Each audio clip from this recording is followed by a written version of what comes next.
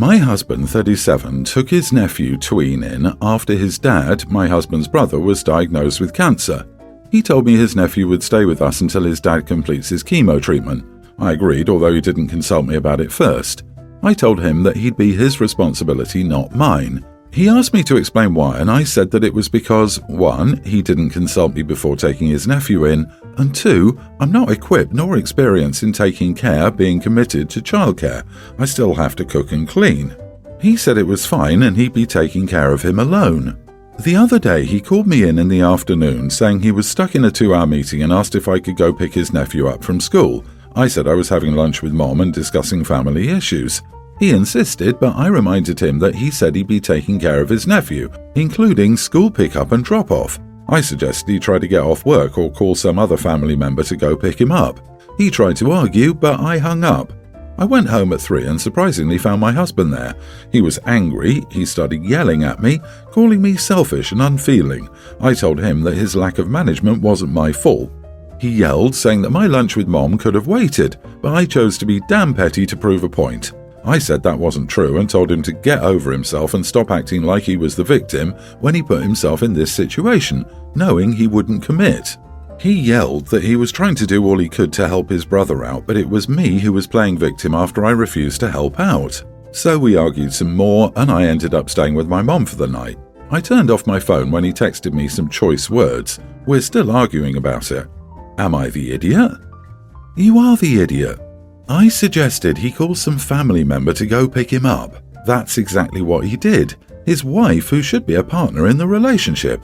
You're displaying zero empathy for a family suffering through the effects of cancer. Your husband may lose his brother and your nephew his dad, but you'd rather score petty points because you weren't consulted about helping a family going through chemotherapy.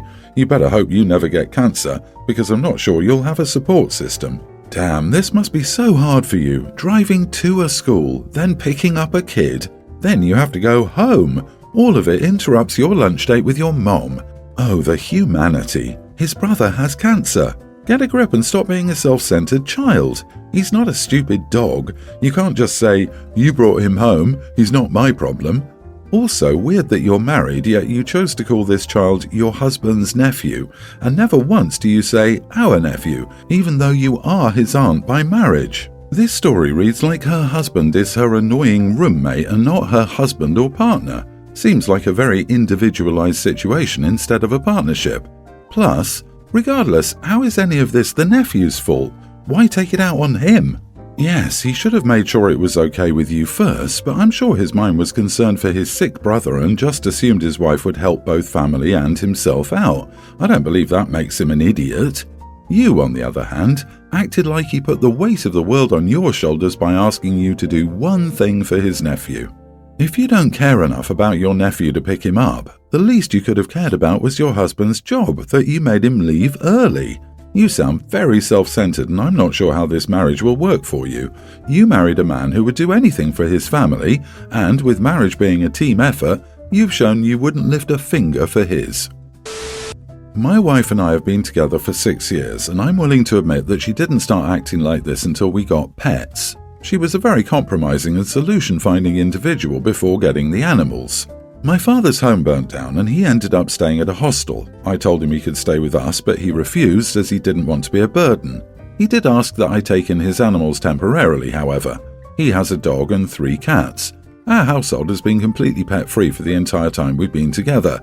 I ran it by the old lady and she said it was fine provided it wasn't for a long time. She's never wanted animals. It's been 4 months now and my wife is slowly starting to become a person I've never seen her to be. The dog will stare at her when she's eating and whine and my wife gets angry. The dog is definitely begging and I understand it's irritating, but she's being kind of ridiculous. She'll tell the dog to go in the other room, which is entirely okay with me, but then becomes super frustrated because the dog will poke his head out of the doorway and stare her down while she's eating while licking his mouth and whining. It just frustrates her beyond belief. It didn't originally, but it certainly does now. She's been eating on the porch most nights because she's tired of being watched and unable to eat her food in peace. Or the cats, whom she likes a lot more than the dog, are even starting to make her angry. Like if she's reading a book, the cats immediately run over and knock the book out of her hands. The second she picks up her phone, the smallest cat will come over and attack her hands, trying to play, or they'll all come in and start getting on her at 3 a.m. every single night. I've seen it happen. She isn't exaggerating about it. It's like the second she tries to do anything at all, the cats are all over her. And again, I get it, it's frustrating, but she is being ridiculous. She lost it yesterday and tossed the cat off the bed after the cat ripped the phone from her hands while she was on a phone call. She yelled at the dog to get away from her this morning because she was cooking and the dog kept trying to jump on her, like screaming at the dog. I'm getting quite fed up with the constant tension and told her to come off it and stop being a drama queen after she yelled at me that she was sick of being mauled all the time. She left, didn't even turn off the stove, just stormed out of the house and hasn't come back. Am I the idiot? I feel she was going overboard and it came off harsher than intended. You are the idiot. You're so belittling. She gets woken up in the middle of the night and she's being ridiculous. The dog keeps trying to jump on her while she's cooking on the stove and you're getting quite fed up. She said she'd take them provided it wasn't for a long time. Unless you're speaking about geologic time, 4 months is most certainly a long time to be housing pets you never wanted. Yeah, this part got me. As soon as I saw 4 months, I was like, that's a third of a whole year. That's a long time to deal with someone else's pets when you're not used to them and don't want them. OP needs to resolve this problem ASAP. You are so much the idiot here. Your wife has valid complaints. I notice you said nothing about how long they're expected to stay, meaning there is no end date. Board them. Help your father find a place. Start being proactive rather than passively complaining. Those pets need to go, or you should pay for your place and enjoy the pets to your heart's content. You're lucky she only slowly is becoming someone you don't recognize. If it were me, I'd have been there a long time before her. I'm getting married in 3 months and I've sent out the invitations. In the invites and emails I've sent to my guests, I've only requested people avoid wearing white, for obvious reasons, and emerald green, bridesmaid's dress colour. I've also asked people to RSVP until a certain date, or else I won't include them in the reception dinner since the price per person is very expensive, so I don't want to pay for people who won't show up at all. So basically those 2 rules, nothing else. Kids are invited, families are invited, and I couldn't care less about what my guests choose to wear except those 2 colours I mentioned above. For context about my sister-in-law, she's my fiancé's sister. We have an okay relationship, not extremely friendly, but we don't hate each other either, and we get along. During my fiancé's birthday celebration, some friends and I were chatting about the wedding, and they were telling me how they're surprised how chill I am about the wedding rules, and how it's refreshing to go to a wedding where they won't feel like they're walking on eggshells. I said that wasn't me at all and I just wanted my guests to have fun as well, so I didn't want to put many limitations. The girlfriend of one of my fiancé's friends also showed me the dress she's thinking of wearing to our wedding and wanted my approval on whether it's acceptable or if I believe she'd overshadow me. It's a yellow dress on the revealing side, but I honestly loved it and I told her to go ahead and wear it. I told her I'm the bride, it's not easy to overshadow the bride, and if someone does, well, it sucks for me, but it's really not that deep. I didn't say it to shade my sister-in-law, but she took offence to everything I said and called me a pretentious idiot. She took offence because she had multiple rules on her wedding, child-free, strict dress code and all that. Of course, we abided by those rules back then because her wedding, her rule, of course.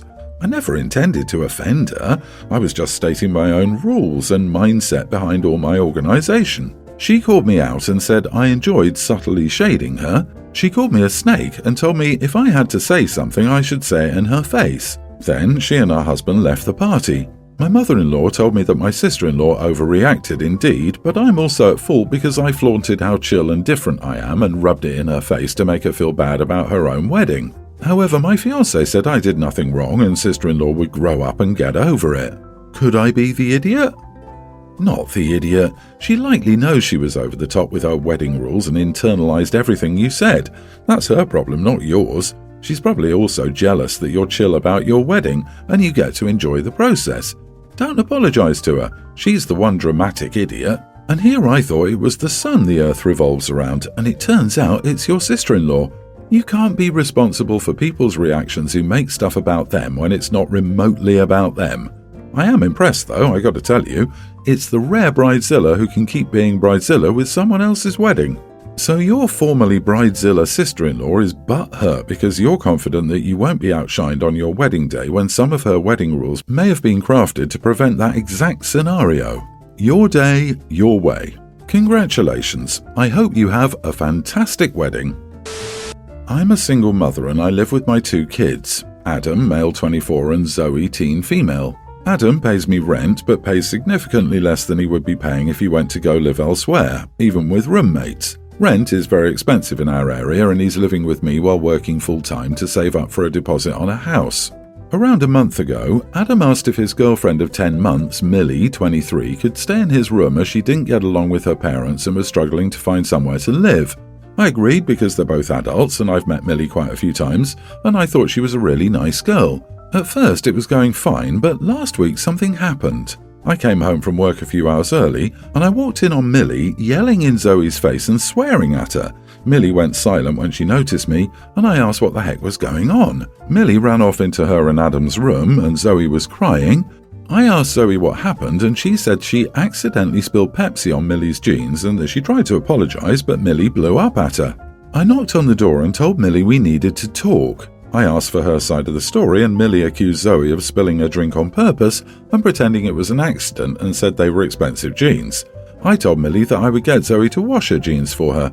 Millie had a blank look. I asked Millie what she thinks could help make things right, to which she said, "I don't know." I told her I understood she was annoyed, but she doesn't get to treat my minor daughter like that and that if she does it again, she'll be out. If she has another problem involving Zoe that isn't an emergency, she should contact me before taking it into her own hands. I left it at that. Zoe washed her jeans and returned them to her clean and dry the next day. Millie told Adam what happened and they're both accusing me of being unfair and said my comment about Millie being out was abusive. I think what I did was perfectly fair. I told my older sister about what happened and asked what she thought, and she said I was being too harsh on Adam and Millie and said I needed to chill. So now you know why Millie doesn't get along with her parents. You are not the idiot. I'd asked Zoe if this has happened before.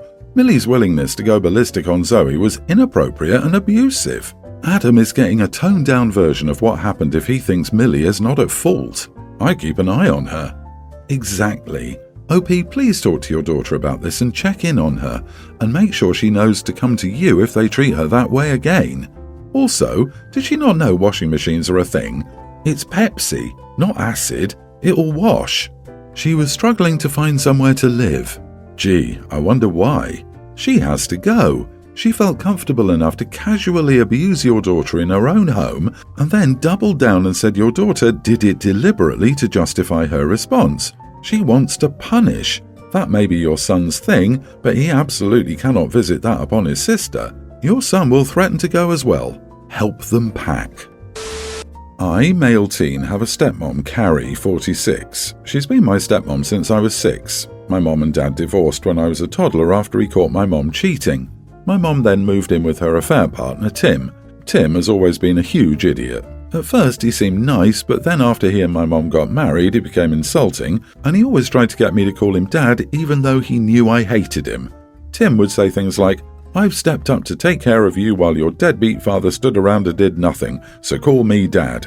Even though my dad had most of the custody and Tim never even did anything to take care of me. Like when I was 10 and it was raining, I called him and asked him to pick me up from school, but he told me to shut up and he was watching football, so I had to walk home in a t-shirt and shorts while it was raining, and then when I got home my mum yelled at me for being wet.